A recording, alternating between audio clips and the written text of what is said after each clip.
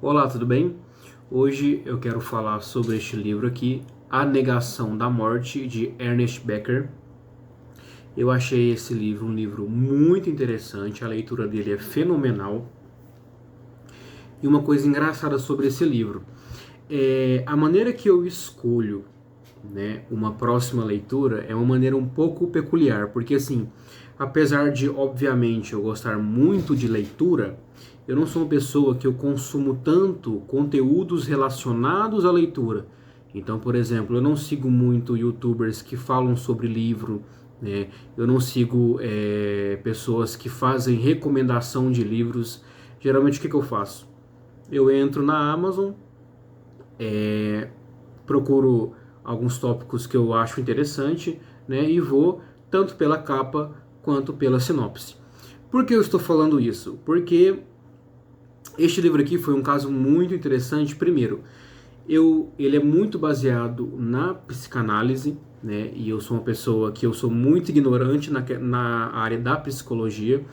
E outra questão é que este livro, o seu ponto final que ele chega é justamente em defesa da religião. E eu sou uma pessoa que não sou nem um pouco religiosa. Então, assim, os dois principais pontos desse livro eu tenho uma certa ignorância. Mas é justamente por isso que eu achei uma leitura fantástica. Vamos para o ponto principal desse livro. Como diz o título, A Negação da Morte, né? O ser humano, qual é? A gente tem uma principal fonte de angústia no ser humano, e é justamente a nossa consciência que vamos morrer, tá? Quando a maioria das pessoas, né, eu incluso, eu sei que eu vou morrer, certo? Eu sei que eu sou um ser humano finito, eu tenho um corpo que vai decair e vai morrer. Só que essa não é uma noção que eu penso a todo momento, tá? Então eu consigo intelectualmente reconhecer que eu vou morrer, né? Só que emocionalmente é uma coisa que eu não processo, que eu não dou muita atenção. E isso quase todos os seres humanos fazem, tá? E essa repressão na questão da nossa mortalidade vai ser a fonte de quase todas as coisas que fazemos, nossas explicações, por exemplo, os nossos projetos de vida, as nossas doenças mentais, toda aquela questão. Nisso ele vai entrar muito na questão do Freud, né? Todas aquelas teorias que Freud inventou, aquela questão da analidade, as fases do desenvolvimento psicossexual na criança, tudo isso ele vai falar que é explicado justamente por essa negação da morte. Tá? É nesse ponto que ele vai pegar o Ernest Becker, ele vai referenciar vários autores, né, grandes nomes na área da psicanálise, mas ele vai justamente mostrar que tudo o que eles falaram é explicado sobre essa nova luz, né, que é o medo de morrer. Tá? Então, o ser humano ele é único no sentido que somos os únicos animais que vivem com essa dualidade. Qual é a dualidade? Nós somos animais, né? Temos este corpo finito que vai morrer, vai decair, e ao mesmo tempo nós temos uma mente que possui autoconsciência, ou seja, nós sabemos o que somos, nós sabemos quem somos, nós sabemos onde estamos, certo? E inclusive sabemos que vamos morrer. Então essa mente nossa, ela consegue transcender essa parte corpórea. Então, por exemplo, é bem fácil de entender. Por exemplo, você consegue imaginar vários cenários na sua cabeça que não acontecem. A gente consegue imaginar o que tem nas estrelas, o que tem no fundo do mar. Então, essa nossa mente muito única nos dá a noção que somos pessoas infinitas, mas não somos. Então, um corpo que nos lembra que somos finitos e uma mente que nos faz pensar que somos infinitos. Então, como que o ser humano vive com essa dualidade constante, que é uma fonte de angústia para a gente? Uma das principais coisas são os chamados projetos de imortalidade, né, que ele também chama de projetos de heroísmo. O que é isso? É o que nós, seres humanos, fazemos basicamente para nos sentirmos especiais, né? Para a gente tentar puxar algum sentido dessa nossa existência, porque se a gente for analisar a nu e cru, né, não tem realmente um sentido, ou se tem um sentido, nós não conseguimos saber com certeza qual é esse sentido, tá? O principal projeto de heroísmo, a gente tem a religião, né? Nesse ponto o autor faz uma defesa, esse que entra a parte religiosa do livro, porque o que ele fala? Que justamente o projeto de heroísmo mais poderoso que temos e que está caindo em desuso é a questão da religião, tá? Então um homem moderno, né, o homem secular, ele abandonou a religião, só que isso não livrou ele desse medo da morte. Pelo contrário, ele busca suprir esse medo da morte em outros locais, certo? Então, por exemplo, hoje em dia nossos projetos de heroísmo pode estar ligado com a riqueza, né? A gente encontra valor, encontra autoestima no acúmulo de riquezas, ou então nas relações interpessoais, no amor.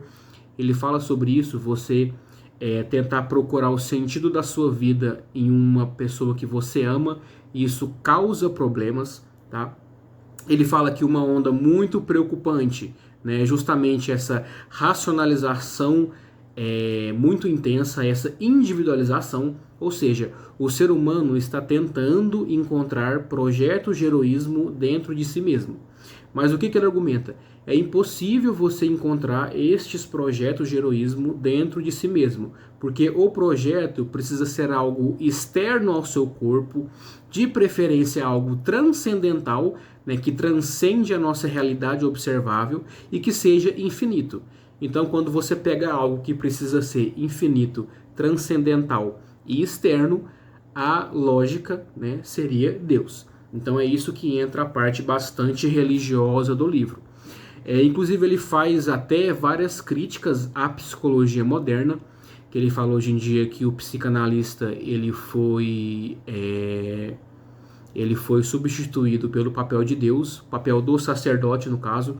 Então antes, quando a pessoa ia na igreja, no sacerdote, para se comunhar com Deus, para ter este projeto de heroísmo, né, expor todas as suas angústias, todos os seus sonhos numa pessoa, num objeto, e nisso ele fala que a transferência, né, antigamente os pessoais faziam isso com o sacerdote, né, para estar em comunhão com Deus, hoje em dia é com o psicólogo, certo? E como o psicólogo não é Deus, ao mesmo passo que como o seu namorado, a sua namorada não é um Deus, essa pessoa não vai ser um objeto de transferência satisfatório, né? Porque ele é um outro ser humano com vontades próprias, né? São pessoas imperfeitas. Então, quando você perceber isso, que você apoiou a sua autoestima, apoiou a causa da sua vida, o seu motivo de viver num objeto imperfeito, com vontade própria, vai dar problema. Tá? Então é por isso que Deus é tão importante, porque ele é um objeto externo. Nós não conseguimos ter acesso a ele, acesso ao que ele faz, ao que ele pensa, e isso serve muito pra gente. Tá? É importante falar que eu só estou repetindo o que o autor fala. Tá? Estou fazendo uma síntese. Não quer dizer que eu concordo. Inclusive eu tenho esse certo viés, né, anti-religião. Não anti-religião, mas eu não sou uma pessoa religiosa, né? Então, assim, não sei se eu concordo com essa parte, mas não sei até que ponto essa minha discordância é uma discordância objetiva, né, com rigor científico, ou se é só uma discordância baseada numa mesquinharia ideológica, né? Eu não sei se eu estou sendo mesquinho ideologicamente. Mas, enfim, o que ele fala é isso, tá? Nesse ponto, ele pega muitas obras de Otto Rank e também do Kierkegaard, eu acho que eu falei o nome certo, Kierkegaard. Enfim, que são dois cientistas na área da psicologia. O Otto Rank era inclusive um discípulo de Freud, né? Ele concordava com Freud em muitas coisas, mas só discordava na observação, na conclusão dos trabalhos de Freud. Que ele falava que justamente o ser humano tinha a possibilidade de transcender os seus medos através de uma introspecção. Tá? Já o Otto Rank falava o contrário, né? Que o ser humano não consegue ser a causa própria de si mesmo, né? Quem consegue fazer isso é justamente apenas a religião, apenas algo externo. Tá? Então foi aí que Freud errou. Tem várias coisas, vários conceitos da teoria freudiana, né? Que é a questão da analidade, né? Tudo isso que, assim, eu não vou explicar aqui, tá? Porque justamente são conceitos que eu nunca tinha entrado em contato, né? Então nesse ponto eu falo de uma pessoa totalmente ignorante. Tá? Muita coisa desse livro eu não entendi, obviamente, né, porque é um livro assim que ele pressupõe um certo conhecimento avançado sobre a psicologia, que é um conhecimento que eu não tenho, tá? A sorte é que eu tenho uma amiga que ela é psicóloga e ela me ajudou bastante nesse entendimento, tá? E também me explicou vários pontos que eu tinha uma certa discordância do autor, né? Mas eu não conseguia explicar isso de maneiras com rigor científico. Então eu conversei com ela, tive umas conversas muito proveitosas com ela e percebi que, até se baseando na psicologia, de fato, eu acho que ele fez algumas generalizações muito absurdas. Esse é um exemplo, né, que a resposta para o ser humano está na religião. Não acho que seja verdade, né? Mas é um livro fenomenal, tá? Ele fala sobre as neuroses, né, as doenças mentais, por exemplo, a depressão e a esquizofrenia, elas conseguem ser explicadas nessa dualidade do ser humano, porque uma pessoa depressiva é justamente uma pessoa que se ligou muito à parte corpórea, né? Ela se vê muito nessa questão animalesca, ela tem uma consciência muito forte da sua mortalidade. Já a pessoa esquizofrênica é o contrário, ela se ligou muito com a sua mente e como ela está vivendo muito no seu eu simbólico que ele fala, né, vivendo o mundo na sua mente, ela perde o contato com o corpo, por isso surgem essas várias estranhezas da esquizofrenia.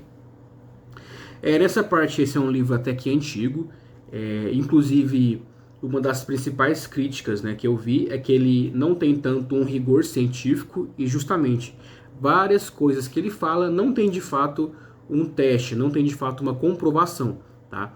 É um livro muito mais para te deixar pensando, né, nessas questões do que de fato uma publicação com rigor científico. Tá? Tanto que essa questão da esquizofrenia, essa questão da depressão, eu sei que hoje em dia já temos percepções bem diferentes, né? O pouco que a minha amiga conseguiu me transmitir, né? Inclusive eu quero mais entrar nessa área, né, da psicologia, que é uma área que eu gosto bastante, apesar de achar bem difícil, né? Então vários desses conceitos, por exemplo, nós conseguimos ver a idade desse livro, porque ele fala a questão da perversão, né? Não, do fetichismo, né? Os nossos fetiches, inclusive as nossas perversões.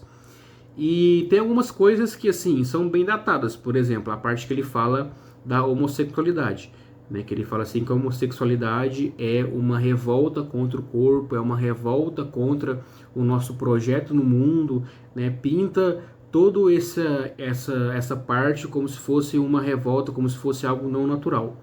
Então aí eu acho que mostra um pouco a idade já avançada desse livro, porque era uma outra época, né? Isso eu obviamente não concordo. Mas, de novo, não vou fingir que eu tenho o conhecimento necessário para discordar de maneira, né, com rigor científico. Mas eu discordo, né, por certos princípios morais mesmo, né? Não acho que hoje em dia nós podemos falar que a homossexualidade, por exemplo, ela é resultado de uma perversão. Eu acho isso, né, muito errado. Igual várias teorias do Freud, né, Freud. Eu sempre li o Freud, porque escreve Freud, né, mas o povo fala Freud. Igual várias teorias do Freud que justamente são teorias que foram geniais para a época, não só para a época, mas ela entendeu vários mecanismos de como funciona a mente humana, né, mas muitos dos seus resultados refletem a época que Freud viveu. Por exemplo, né, as suas teorias do desenvolvimento psicossocial, o complexo de Édipo, a inveja do pênis, tudo isso você percebe que é uma teoria mais centrada no patriarcado, né? É muito a ver com esse ponto só do homem, né, e menosprezando as mulheres, porque na época de Freud era assim que funcionava a sociedade. Então é muito fácil eu hoje em dia, né, depois de vários anos da morte de Freud, julgar o trabalho dele com o conhecimento que adquirimos hoje em dia. Então, assim, isso é um grande erro quando você vai analisar os grandes gênios da humanidade. Só porque Freud errou em várias questões, não quer dizer que ele não foi um gênio. Inclusive o livro fala isso também, tá? Indo um pouco para a minha área, né, que eu tenho certo domínio, que é a parte da biologia, o Darwin é um exemplo. O Darwin foi genial na sua concepção de seleção natural, na sua concepção de evolução, mas errou em vários pontos. Por exemplo, na época de Darwin não tinha ainda o conhecimento da genética, né? Inclusive ele achava que as características entre os animais era passado pelo sangue, né? Pela mistura dos sangues, depois que se foi descobrir o gene. Então não é justo nós falarmos que o Darwin errou ou que o Darwin era burro porque não sabia sobre isso, porque não tinha como ele saber, certo? Porque se uma pessoa só conseguisse inventar toda uma área da ciência, era uma pessoa monumental, né? Então assim, é muito fácil falar mal de Freud pensando nas coisas que sabemos hoje em dia. Inclusive o próprio autor, o próprio Erich Becker, você consegue ver que este livro é da época que foi escrito. É um livro mesmo antigo, é um livro já com algumas noções um pouco já datadas, certo? Mas não tira o seu impacto. Para mim, o principal impacto não é o rigor das teorias psicológicas, né? Das teorias da psicanálise, mas sim você pensar sobre essa questão, né? De nós estarmos constantemente negando a morte. Então, assim, eu paro para pensar, né? Eu não acho que de fato eu pense sobre a morte. Eu consigo compreender que eu vou morrer, né? Mas assim, não é algo que eu todo dia penso sobre, que eu de fato enfrentei isso, né? Mas enfim, afinal, viver é isso. Ele termina com uma mensagem até positiva. Algumas pessoas já falaram que este livro ele sofre de uma certa negatividade, mas eu discordo, porque ele termina em uma nota muito boa. Ele fala justamente, né? Não vamos ficar pensando que nós vamos morrer um dia, nada tem sentido, porque esse é o caminho da depressão. Mas justamente, não é porque somos seres finitos, somos seres que não sabemos o que vai acontecer com a gente após morrer, né? E há uma boa chance de não acontecer nada, né? Da morte ser realmente o fim, né? Claro. Isso não quer dizer que não podemos viver. Na verdade, pelo contrário, né? Mais um incentivo para viver, construir uma vida, ter sonhos, consumir arte, fazer arte. Então, tudo isso devia ser ainda mais um incentivo, tá? Porque é através desses projetos de heroísmo, desses projetos de imortalidade, que o ser humano se constrói, que nós somos um animal tão especial, tá? Então, não é sobre desistir do que nos torna especial. É sobre justamente abraçar isso, né, em meio a um mundo tão incerto, tão caótico, certo? Então fica aí a minha recomendação. É uma leitura ótima, com os seus problemas, claro, mas uma leitura maravilhosa.